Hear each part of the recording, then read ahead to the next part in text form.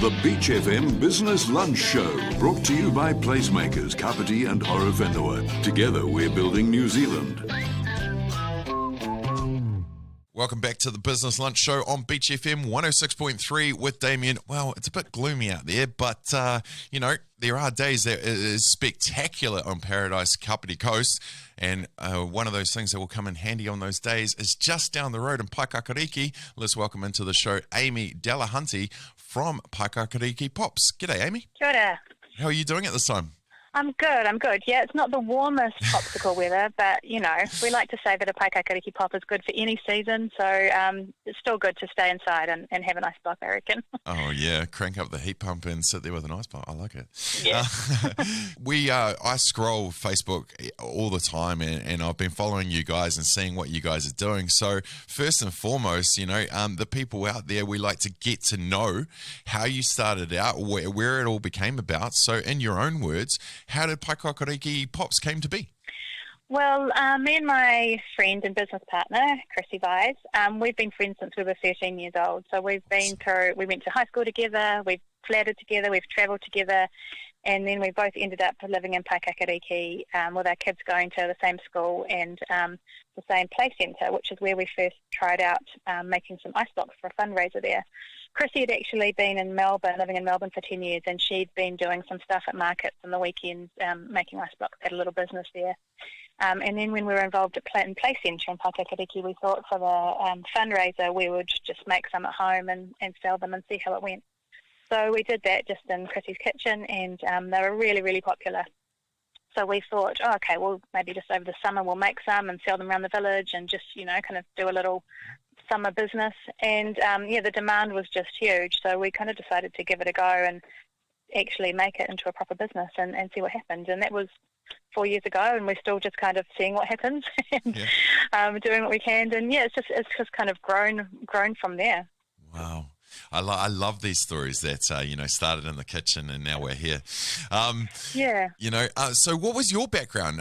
Chrissy was doing that in the markets overseas, but where did the business background or thought come about? That's a really good question because neither of us actually have a background in business. I love it. We were both stay-at-home mothers, which I think is kind of where it came from as well, wanting to do something that fitted around school hours and play centre, and, we could take a day off if kids got sick and it wasn't a big deal. Yep. And something also that was just, as much as we love staying home with our children, it's also nice to have something else going on in your life that can, provide a bit of a change. My background was social work and counselling and theatre, so it's actually nothing to do with icebox whatsoever. But it's a funny thing, me and Chrissy have always been, it's food that has been a really big thing in our friendship ever since we were teenagers. We've always enjoyed nice food and trying different things, and we kind of put that love of food into doing this kind of business on the side. I mean, when we started, we didn't know that it was going to be a business as such, so it's really been learning as we go and making sure we talk to lots of people and have mentors, and it's been a learning experience. Yeah. Brilliant. Yeah, one of the things I love to hear the stories is what was that first business learning for you, the thing that you just didn't know and kind of smacked you in the face a lot, say paying payroll and stuff like that, but I'm sure it would have been just you two at the start. Yeah, and it still is really. We do get casual help and sometimes, but especially over summer when we're really busy. But it has been us. I think the biggest thing that we are learning is how much can we put into the business to make it financially worth our while, and also enjoyment-wise, like we're not hating going to work every day and it's taking over our whole lives and our families. It's finding that line, that balance between the work and life. Yes. And that's quite hard to find over summer when we're really busy, but that's been right from the start. We've both agreed this needs to be something that works for us, that works for our families. And it's kind of figuring out what model works best for that. And that's been an experiment over time as well to see, how we can kind of do the most by still having time with our kids and still enjoying our company with each other and enjoying making ice blocks. Excellent balance. I love it. Hey, we're trying. Yeah, We're trying. It's Well, that's what we've a lot of us that have left the cities and stuff to follow passions and dreams, like myself. It is about balance, because we know what it's like that it's not there. So it's so important these days. Hey, let's talk about the product, because it's not just a bit of ice, a bit of water, and a cordial squirted into and chucked in the freezer. So let's talk about it. No, it's nothing like a popsicle you can get at the dairy or something. Not that I'm dissing those. I love a fruit juice, but this is what we do. They're all handmade and it's all real fruit. So we take fruit that's in season and we combine it with other things, and we try and make a delicious kind of interesting combination of flavours that maybe people haven't tasted before. So the whole idea is it's tasting real fruit. You can taste that fruit in there. It tastes fresh, and it gives people an experience that maybe you haven't had from an ice block before. So we kind of try and come up with some interesting combinations, like some of our favourites are like we do a roasted plum and vanilla coconut yogurt one. We do a ginger, lime and lemongrass, pineapple, coconut and lime. We do a feijoa and lime when they're in season, and that's delicious. We've just made a new one, which is a tamarillo, rhubarb and orange. And they're kind of things that you don't get down at the dairy. And they're all dairy-free, so we don't use any dairy products at all, and gluten-free, and, packed with actual real fruit. So we're sitting in the kitchen chopping up pineapple and juicing fresh limes and doing it all by hand. We're not using any flavourings or colourings or stabilisers or anything like that. Basically, what you see is what you get. I'm sure it's a New Zealand product feel as well, sourced locally. We're trying to connect with as many people locally as we can. Like, we have a great person up in Te Horo where we get organic limes and plums from when they're in season, and we try to kind of use what's around us as much as we possibly can. Because that's part of our ethos as well, to be local, to be supporting local, and to also be as environmentally friendly as we can. So we're using, we don't use plastic wrappers, for example. They're a compostable cellophane that we package in. We compost all our fruit scraps.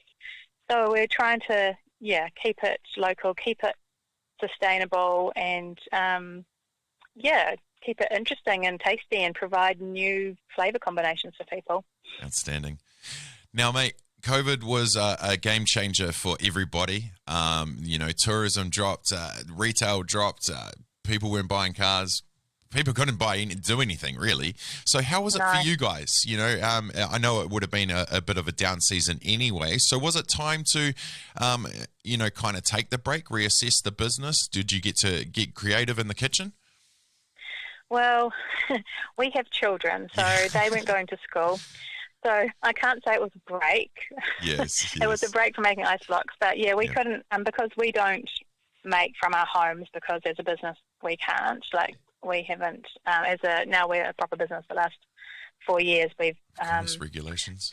Yeah, that's right. You can't do it from home anyway. So we have now, over the last year, we've got our own little space in Paekakariki, a little commercial kitchen space. So we just had to shut down completely because we couldn't go in there. We couldn't see each other, and we had kids to look after. So definitely everything ground to a halt with our production. And we did, it's an interesting time for us because this was our first winter we were going to work right through anyway. So we don't have a lot of comparison as what it would be like compared to, a previous year. So, but we got a lot of support. Like, our local dairy in Paekakariki is very supportive. They were one of our, I think they were possibly our first stockist, and they stocked up before lockdown happened. So they were still selling throughout lockdown to people that were going to the dairy to grab their essential toilet paper and things like that. So that was cool. So we still had a place that actually was selling. But really it was just on hold, and we did take a bit of time to talk about, moving forward, how we were going to pick things up again, but it was very up in the air. I mean, we didn't know if there'd be any events for the next summer, and that's like our main source of income. Like, if we couldn't go to any big events for the summer, we wouldn't be able to pay our rent. So we were very much like, we'll do what we can plan what we can, but we just had to see what happened day by day, really. Yeah. But, you know, it's nice to be back. We were very lucky. I mean, I'm extraordinarily grateful to be in this country. We're very lucky we're back at work again already. Oh yeah, I swear we're in the best place on Oh, earth. I know, we're so lucky. Yeah. Hey, not in any of the conversation in the last 10 minutes have you mentioned anything to do with banana, chocolate, popsicles, anything like that. So you've got to tell me. Oh yes, I did. So tell us what are you working on? New flavour that we made yesterday that just went out on the social media yesterday. So obviously it's good to see people are seeing it. In fact, it did get quite a few comments. So we wanted to try, because it's winter and we can't use all our summer fruits, we're trying a few different kind of things. So we made a banana chocolate one yesterday we roasted the bananas with some brown sugar, so they were kind of nice and sweet, and made a kind of chocolate banana base and then put big chunks of like nice dark chocolate in there. So it's a bit more decadent than maybe some of the other ones. It's real kind of fudgy texture, so it's a nice desserty kind of popsicle to try, and still all dairy free. Like the chocolate is dairy free. It's just nice dark chocolate, like Whittaker's dark chocolate. So yeah, so we just thought it was nice to do something a little bit decadent and chocolatey. So we'll see. We'll see how that goes. So they taste pretty good, and they are going to be out in our next delivery round in a couple of weeks. So watch that. We're waiting to get some feedback from those ones. Our children have already provided a lot of positive feedback. So I can imagine the children love it. they're like our official taste testers. Yeah. They like that job. Yeah. Slave labour with the guinea pigs. Yeah, absolutely. Hey, mate, lastly, it's been awesome to talk to you and get to know the story and everything. But lastly, like, how can people get in touch? How can they reach out? How can they follow your progress and where you guys are?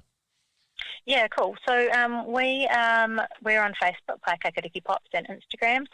And we also have a website, paekakarikipops.co.nz, which has all our contact details on there. You can email us at info@paekakarikipops.co.nz.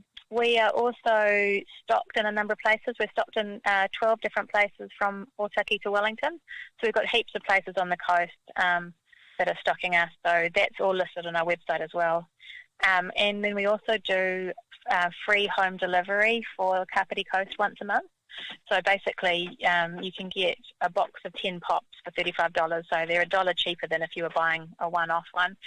And we deliver those to your door for free 1 day a month. So you can order whatever kind of combo of ice box you like, and we'll package it all up and get it to you. So if anyone's interested in that, definitely contact us on Facebook or via our website, and we can tell you all the details about how to get on the mailing list and what icebox are available.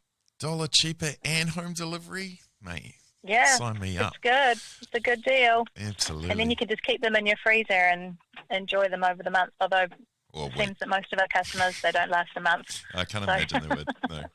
Hey, Amy, thank you so much for coming on and sharing the story. All the best to you and Chrissy. Thank you so much, and we'll catch up soon. Awesome. Cool. Thanks, Damian. That's great.